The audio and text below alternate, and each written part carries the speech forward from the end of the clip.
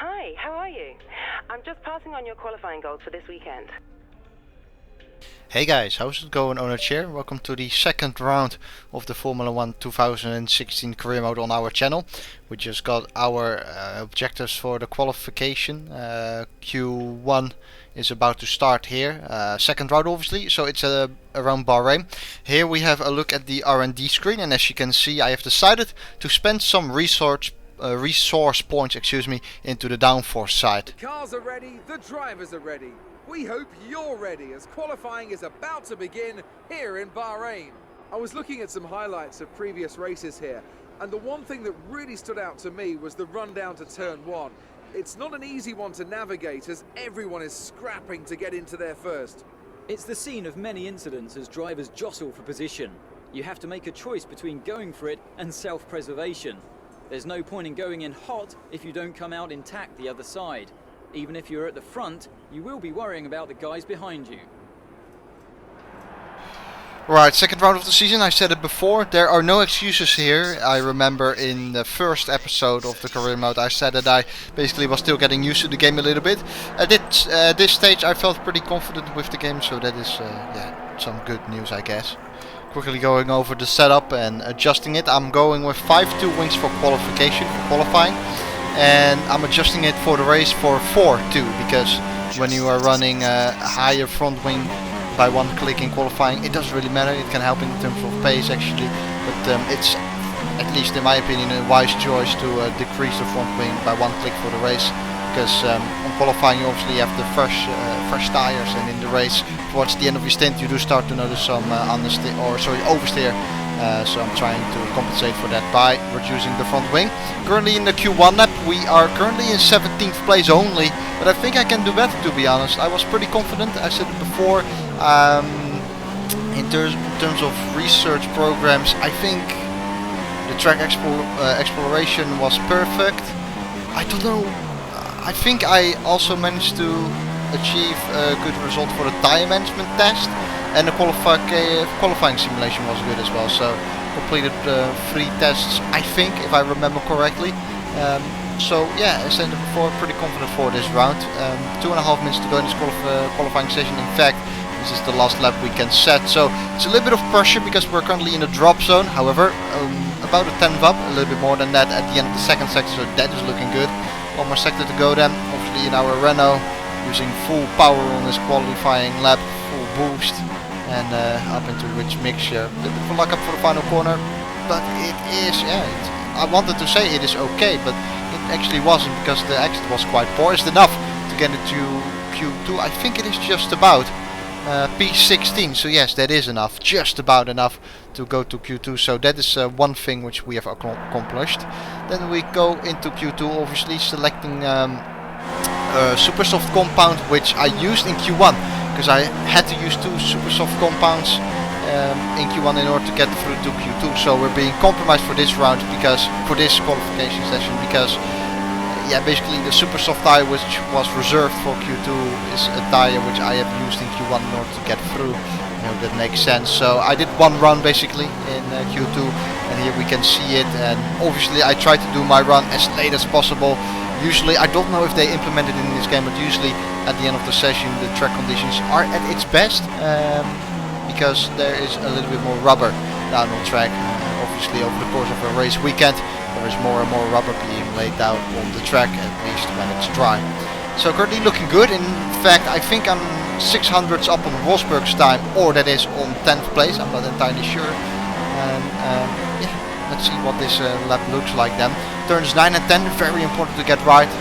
Bit of a luck up here. It's fine in quality, to be honest. I missed my apex slightly, but yeah, I got early on the power, bit of a power slide at the exit of turn 10, but seems to be quite fine. The DRS wide open, then brake at the 100 meter board down to 3rd gear. You can keep it in 4th, but then I have a corner cut. So probably I could have stayed in 4th there. However, when you go to 3rd gear, you're able to get the front end a bit better. It's a bit better for the front end to turn in, and I think we could have been 15th, to be honest, because Alonso said a 33.7, which wasn't all that competitive. But it was my own mistake, my own bad. At least we got through to Q2, so that's one thing. But obviously the risk of having one lap in the qualifying session is that you either cut or extend, or you make a mistake, and it's basically all over. And that's exactly what happened there. So I made a mistake there. Hopefully we can recover from it. Hi, Zemma here. Just wanted to let you know what the team are hoping for in the race. I think we could be really confident for a good race result here. Finish in 16th place or higher. I think that's achievable. There's something in the Bahrain air tonight, and I'm not just talking about the sand. Our brightest minds have thrust their brightest ideas into the spotlight of the Sakir circuit this evening as we look ahead once more to a Grand Prix that has thrilled us so consistently in the past. Keep your eyes open on the run to turn 1 and keep it clean. We want to come out in one piece. Good luck. Well then, after an exciting qualifying session yesterday, let's take a look at how the cars line up. Sebastian Vettel has a clear track ahead of him today. He starts in pole position, and Kimi Raikkonen completes the front row. Looking down the rest of the grid, we have Rosberg, Hamilton, Daniel Ricciardo, and Verstappen, Massa, Bottas, Sainz, and Esteban Gutierrez, Hülkenberg, Perez, Romain Grosjean, and Kvyat, Alonso, and a Renault, Jenson Button, and Jolyon Palmer, Wehrlein, and Ericsson. Felipe Nasser and Rio Haryanto completes the grid. Now it's almost time to lights out, so let's go down to the track. Right, so what are we going to do in terms of strategy? Here we see it. It is going to be a 2-stop. However, at this time I was having doubts whether a 1-stop would be able to work as well. I was pretty confident that a 1-stop may work, doing a soft here first and then go on to the medium. So we'll see whether that is a wise choice. We'll see how that tire strategy develops over the course of this race. Going to the start then. Not the greatest start in the world, but could have been worse. Just make sure that we keep it clean into turn 1, which is something we have done. But in front there has been some contact, in fact, and it was on the outside of the corner. As we see a virtual safety car, it was on the outside of corner. Well, I was basically on the, well, let's say it was on the left hand side of the track, while I was on the right hand side of the track. So we gained plenty of positions there. I'm pretty sure Force India was spun around. And it caused a little bit of a chain reaction for all the cars which were behind that Force India car. Luckily I wasn't, because I took the right part of the track instead of the left part. So up into 8th place, climbed, what is it, 8 positions then, I guess, because we started in 16th. However, what is the case now, obviously, most cars around us are on the super soft tire, and I didn't really know at this stage whether it was an advantage for us that we were on the soft, or whether it was a disadvantage. Probably from lap 2 onwards it is an advantage for us, because after 2 laps I'm pretty sure those super soft tires won't be quite healthy. I mean, these drivers have used those super soft tires as well in qualifying probably, so they are already a little bit worn. So maybe within 2 laps time or something we can have the upper hand on all of these guys, and that would be amazing, of course. We're currently in the points already, doing much better than we did in Australia, but we have to keep this up. Because honestly, I have no idea whether we have the pace to be in the top 10. The reason why I first am in this place is because of that spin, of course, in turn 1. So maybe I got a little bit lucky there. Perhaps I did indeed, but it's up to us to prove that we have got the pace to be in the top 10 as well, and that we deserve it. Lap 2 has been opened up, a little bit of a fight in front of us. Ricciardo is the driver in front. He is on the soft tire as well, though. Being attacked by Kvyat though, and he is on the super soft, so super soft seems to be quite well, doing well so far. Here we have a great launch on the exit of turn 3, going on the inside of turn 4 and passing 2 cars there, which is good. Up into 6th then, while Ricciardo and Kvyat had a little bit of a scrap. We took advantage of it, and then you can see in front there's another massive battle going on. When you look at the minimap, there's a Mercedes, or is it the Ferrari? It's a Ferrari who is lonely ahead of the pack in 1st place, but then from 2nd all the way down to 5th, Verstappen being in 5th, it's quite a big scrap. So these guys are all slowing themselves down, and I knew that at this stage, and I knew that I had to push, maybe use a little bit more of the engine power, a little bit more fuel mixture, higher fuel mixture I should say, in order to close up to these guys and mix myself in that battle, you know, because while they are battling they are going to slow each other down, and it could be a great scenario unfolding here for us, because I said before, those guys in front are on the super soft tire, meanwhile we are on the soft, and that is I think that's good news, because they will be starting to struggle right about now with the super soft. I think struggling is a little bit too exaggerated, to be honest. I think we are just going to get the upper hand on our soft tires. That is what I was meant to say. Still a big scrap though. You can see a lot of cars fighting and defending and weaving and whatever is going on over there. We're obviously way too far back to do anything about it and make a move. However, if they make a mistake, we could capitalize, and obviously we have to be careful because we have seen already before that there was some contact into turn 1. It wasn't lap 1, but still these guys are in relatively close proximity, excuse me. Having said that, the Mercedes, who is in second, is starting to pull away as well, so it's a bit of a bummer for us, because the more these guys battle, of course, the higher the chance we are going to get by. And in fact, Vettel and Verstappen went side by side at the start of the second sector, and that has meant that we are right on the gearbox now of Verstappen. See if we can, of Vettel I mean, of course, see if we can make a move anytime soon. Starting to save a little bit of fuel here as well, going into lean mixture. You never know, maybe later on in the race you are going to need it, and in turns 9 and 10 you don't really need a high fuel mixture. It's a traction zone out of a really slow corner, turn 10. And when you are in rich mix or even standard, sometimes it gives a little bit too much power and it only generates wheel spin. I have to be clever as well and know that I may go for one stop if that's going to work. May sound a little bit crazy, to be honest, though, one stop around this track. But yeah, I said before, if I do want to make it work, then I do need to look after the tires as well from lap 1 onwards, basically. So trying to drive relatively stable, consistent, and don't do any major harm to the tires, as Vettel already goes into the pit lane. So that's at the end of lap 3. Opening up lap 4 now. Early pit stop for Vettel then, but you know, he was on that super soft tire. We have got Fiat for company behind us. He is not looking on the inside of turn 1 yet though. Who is looking on the inside of turn 1 is Verstappen.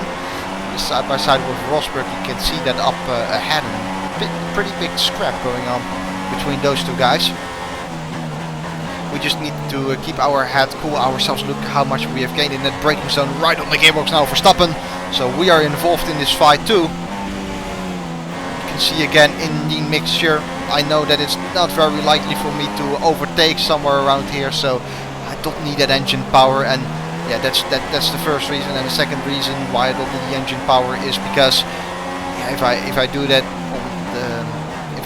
then the chance of wheel spin is only higher. And as I said before, need to be careful on these tires. Really good traction out of turn 10, opening up DRS on Verstappen. Maybe can make a move there. No, I cannot. You saw down the straight there, by the way, my wheel moving around quite a lot.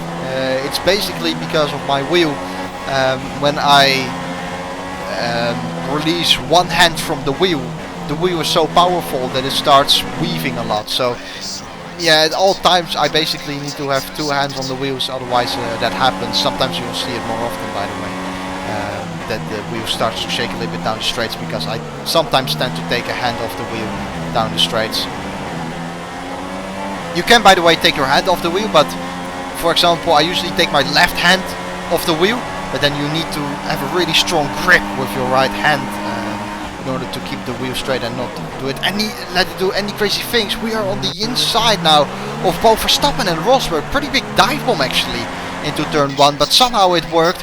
We got past Verstappen, and Verstappen in fact dropped behind Fiat too. I have to say though, a really aggressive move, but I was somewhat surprised as well by the early braking from the AI there by Verstappen and Rosberg. However, they were battling and they were not on the racing line, I believe, when braking for turn 1, so perhaps that's the reason why they braked quite early. End of lap 5, Rosberg is coming in now as well. Fiat still behind us, he keeps on going, so does Verstappen and the car behind Verstappen. No idea who that actually is, as Fiat brakes incredibly late for turn 1. Very good move from Fiat. We just got owned by Fiat. What a brilliant move by him, around the outside of us into turn 1.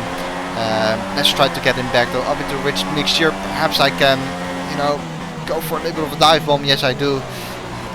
It seems like a dive bomb, but I make the corner really easy. It wasn't like I was way off the apex. In fact, I was very near the apex, so it was a realistic move. I mean, sometimes you see these YouTubers, no offense to them, but as soon as they get past, they feel like I need to get by again in the very next corner, and they will do whatever they can in order to get by, a major dive bomb or whatever. I hope to keep it more clean than that, because it's important, clean driving, fair driving, and I feel like that's also what you have to do with the AI. So then up into P2, lap 7 of the race. I think Raikkonen has gone into the pit lane for a set of mediums. Correct me if I'm wrong, but I think that is the case. And Fiat is going surprisingly long on the super softs, and he has got surprisingly good pace in them as well. However, now everyone has gone into the pit lane except for us, I assume. Maybe some people in the mid-pack who haven't gone into the pits yet, excuse me. But in front it's us who are staying out. It seems like Hulkenberg and Perez have also not gone into the pit lane just yet. Skipping to the lap of end of lap 12 though, and now Hamilton and Raikkonen are behind us, and it seems like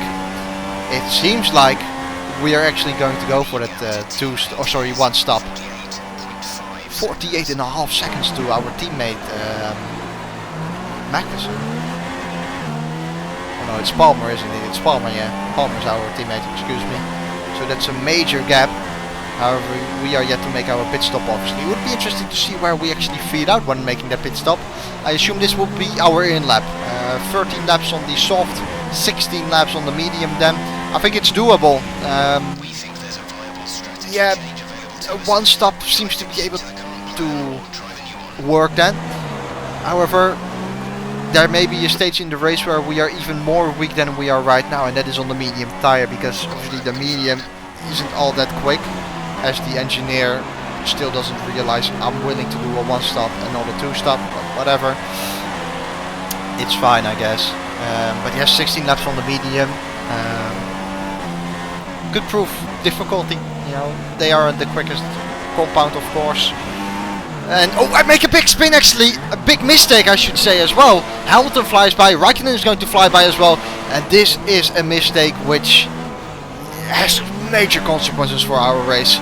We were leading at that point, definitely lost a good 8 seconds, 11, make it 11 and yeah, make it 12 actually. So a good 12 seconds lost there, and you know, once again I'm a victim of my own stupidity, of my own mistake. Too much on the outside curb of turn 11, and then when you apply the power too soon with worn tires, there's no way you are going to save it. Usually you can touch the outside curb, but you get some oversteer, and that oversteer is controllable because your tires are not that worn. But when your tires are quite worn, it's very easy to lose the car there. It's very difficult to control the oversteer, and that is exactly what happens. So I'm going to get punished for that mistake, I'm sure. We're going to drop a little bit further behind than obviously where we would have been if we didn't make that mistake, but you know, so be it. P10 behind Grosjean. We lost about 12 seconds. I'm not actually sure whether we would have rejoined in P10 as well, even without that mistake. Well, never mind, doesn't matter. Lap 15 of the race then. What is an advantage for us now is that most people who are ahead of us are yet to pit. So over the course of this stint we'll be making our places. You can see it here for the end of lap 16 for example too. There is no... okay, there is someone in the pit lane.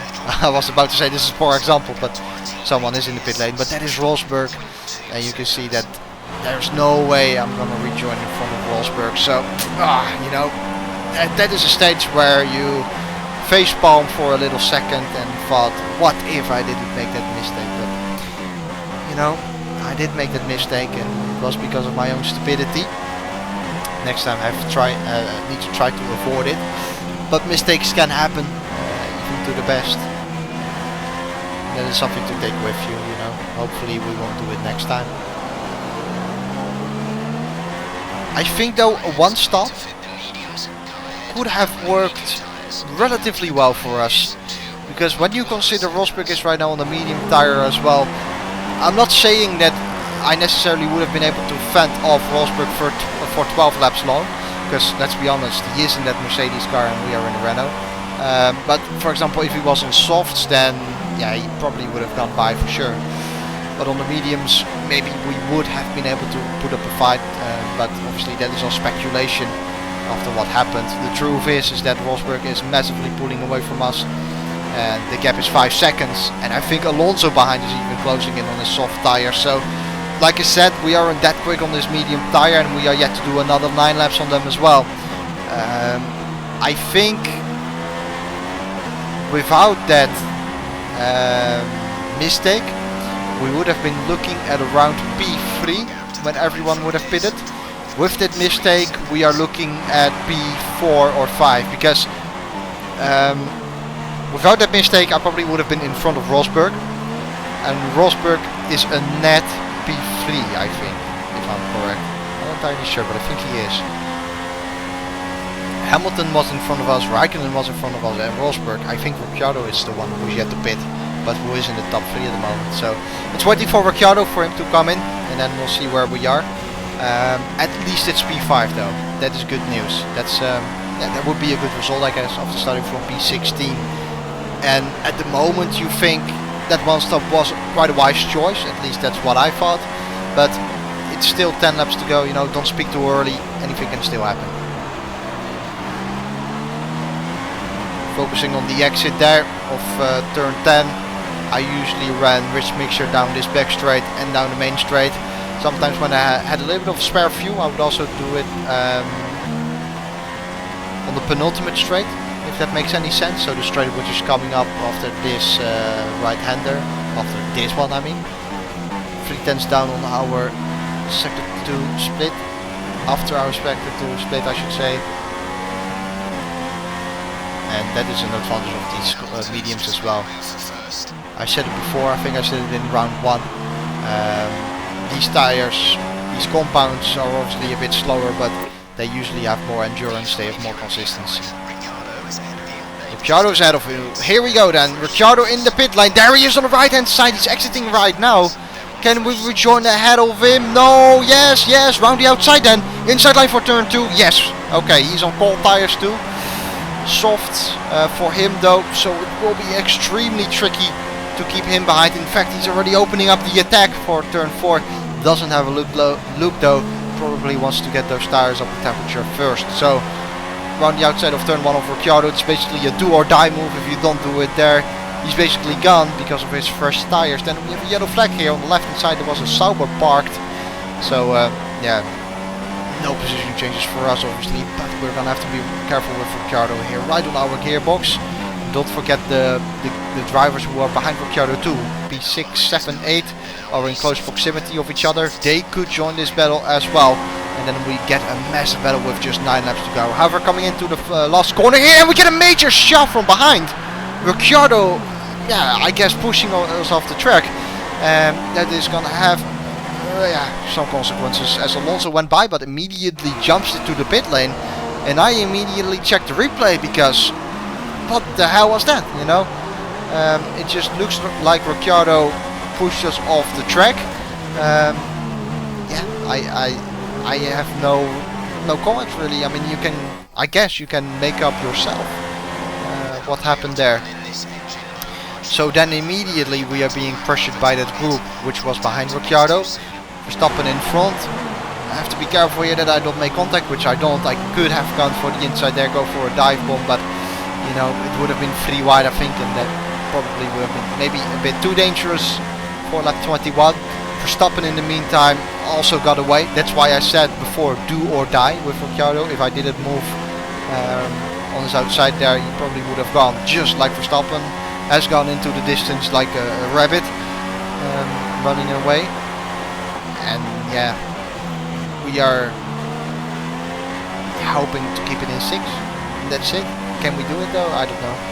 So Williams behind. Obviously he has got quite good top speed, so it's relatively tough to defend. And Force India is in there as well. I believe that's Hulkenberg. Yes, also on the softs, and another bump from behind. It's just crazy what's going on with these drivers. But a little bit frustrated at this time as well that it happened. And when something like that continuously happens, you are just paranoid, you know. You are paranoid of going defensive, because whenever I take a defensive line, so let's say whenever I'm on the inside line, I get a shove from behind. And what I wanted to do basically, I know it's illegal, but I wanted to move to the inside down the straights in order to get the car out of my slipstream, and then I just wanted to go back to the racing line, because I know it's illegal because you move twice, but if I stay on the right hand side, these guys are just going to shove me off track, and I don't necessarily think that I brake that early. If I broke very early or brake very early, you know, I can understand it, but I don't really do that, I don't think. And firstly, I was paranoid of taking the defensive line, but secondly, I was also paranoid of braking quite early, you know, so I was going to brake myself later myself as well. And here we see it again with Fiat, and yep, again a little nudge going way deep into the corner. But to be honest, what happened with Fiat, I can understand it a little bit more, because I think I moved slightly to the left hand side while I was braking, or expecting Fiat to go over there as well. So he could take the racing line, but I guess he stayed to the right and gave us a little bump. However, I usually say as well, there are obviously exceptions, but in my opinion the car from behind is usually at fault. Not always, obviously. I mean, when you give a brake test to someone, yeah, the car behind is not at fault. But usually, in my opinion, the car behind is at fault. Don't get me wrong though, there are obviously exceptions. But let's say 60-70%, it's in my opinion a fault from the car behind, depending on the situation obviously. So it's getting a little bit darker around Bahrain. Obviously it is a semi-night race, I guess. It starts in sunset, I assume, and it goes pitch black. And 14.5 seconds to Ricciardo. Verstappen has been able to get by Ricciardo too. We are yet to complete 2 more laps, and oh man, so paranoid. Every time you brake, you just check your mirrors the whole time, hoping that the car behind doesn't give you a nudge. I think it happened 3 times right now, but the nudge which frustrates me most was the one with Ricciardo, obviously. Fiat this time does take the racing line, you can see it, and it goes a bit deep into turn 1, you can see it in mirrors. A bit of a fight there with the Force India too. So worst case scenario is that we finish in 7th, 8th, 9th, I think. Because we have got 3 cars behind, yeah. Again, going to lean here, saving a bit of fuel perhaps for the final lap. Conditions to remain dry for a while. We will update you if the outlook changes. So now is the time again where we have to look out for the tires. If we go on that curb, for example, on the end, on the exit of turn 11. Here you can see it, by the way, where I make a mistake. That is because I was so paranoid as Fiat was behind me. So here we go, final lap of the race. And it's going to be a big one here. This is a big fight. Everyone is just going at it all at once here, entering turn 1. Hopefully this will be clean. It's not though. Again, some contact is made with Fiat. More contact with the Ferrari, who spins out. I don't think I could have done a lot about that, but I do think I could have done a bit better defending wise for turn 1. Here you can see it, just all these cars going at it. For this one, I'm gonna have to be honest at myself too. I think I was at fault. I think you can always try to blame it on others, but you also need to have a mirror pointing at yourself, so to say. And I think that I was at fault there for the contact. Luckily, it didn't have major consequences for us. It obviously did for the Ferrari. I assume it was better. But I moved in the braking zone to the left-hand side. Well, we were 3 or 4 abreast even, and that wasn't smart for me, and I shouldn't have done that. So I'm gonna take the blame for that. I need to be honest as well. I think honesty is a good quality from someone. So yeah, I think I should be the one to blame for that one. Final corner to go though, lap 29 on of 29 will get her a 6th place. Could have been maybe a little bit more, but considering the circumstances, I think this is the maximum we could get. Still a shame though about the contact with Ricciardo, of course, but we're on the right path. Definitely scoring a good amount of points. P6 isn't too bad, and I guess that one stop worked quite well, honestly. Yeah, it could have been worse. I don't know if we were better off doing a 2-stop, to be honest. I think a 1-stop was best. Plain and simple. I mean, we could sit here and talk about strategy all day. The overtaking, looking after the tyres, But at the end of it all, if you want to win, you need a package that's got the speed over everyone else. And that's exactly what they had today. Welcome then to the podium, our top 3 drivers. What a great effort from them today in a very difficult race. And here we see the podium. Obviously we missed out on that by quite a bit. Would be nice to somewhere get a podium this season. I don't know if it's possible though. We need to keep developing the car obviously, and then we may have a good shot at it. Next round is China, round 3. Hopefully we can keep on going and keep improving, because P6 isn't too bad, I think. Here's how things look in the drivers' table. It's a good result for Lewis Hamilton, who moves further ahead at the top of the table. Moving on to the driver of the day then, Anthony Davidson. Who would you go for? It's a difficult one, but I'll have to go for the Renault driver. They did a great job at getting the most out of their tyres without losing pace, something that's a very handy skill to have in modern-day Formula 1. And here's how things are shaping up in the Constructors' Championship. Mercedes have extended their lead at the top of the standings. Meanwhile, a strong weekend from Red Bull this time out, and they improved their position in the championship. Well, what a weekend that has been. Please join us next time for another thrilling installment of this Formula 1 season. 4th in the Constructors' Championship, that isn't too bad. Force India hasn't really scored that many points yet though. I assume they will be doing quite soon, so we won't be able to keep that. Funny fact is that our teammate there had the fastest lap, I think. Fastest sectors too, in fact. You can see it. Holy shit, he gained a lot of points. He in fact gained more points on us than we did on him, despite finishing quite a bit higher than him. I think so at least, or I must be blind or can't count. However, that's pretty much it for me. Hope you guys have enjoyed this second round, and I hope to see you next time as well for round 3. No excuses anymore, we have to perform, and yeah, thanks for watching. Goodbye.